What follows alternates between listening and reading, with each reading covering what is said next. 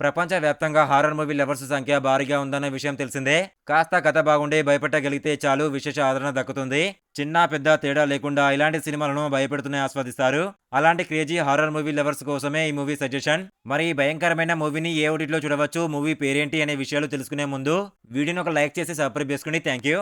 కథలో ప్రధాన పాత్ర పేరు వచ్చేసి రీకో అసాకావా. ఆ అమ్మాయి టీవీ రిపోర్టర్గా పనిచేస్తుంటుంది. ఆమె మేనల్లుడు టోమో టీవీ చూసిన తర్వాత భయంకరంగా చనిపోతాడు. కొన్ని రోజులు అతని మరణానికి కారణం ఒక వీడియో క్యాసెట్ అని తెలుస్తుంది. ఆ క్యాసెట్ను చూసిన వ్యక్తి 7 రోజుల్లో చనిపోతాడు. మరణానికి ముందు ఫోన్లో 7 రోజులు అని మెసేజ్ వస్తుంది.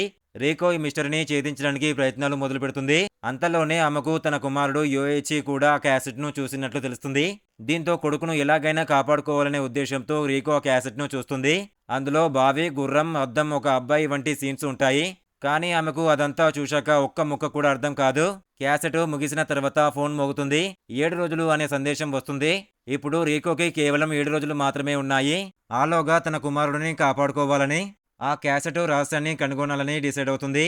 ఆమె తన మాజీ భర్త ర్యూజీ సహాయం తీసుకుంటుంది. ఇద్దరూ కలిసి ఆ క్యాసెట్ ముఖాన్ని వెతుకుతారు. ఇది ఒక పాత బావి నుంచి వచ్చిన వీడియో అని తెలుస్తుంది. మరి ఆ బావికి క్యాసెట్ కు ఉన్న లింక్ ఏంటి? దాన్ని చూసిన వాళ్ళు ఎందుకు 7 రోజుల్లో చనిపోతారు? చివరికి హీరోయిన్ తన కొడుకుని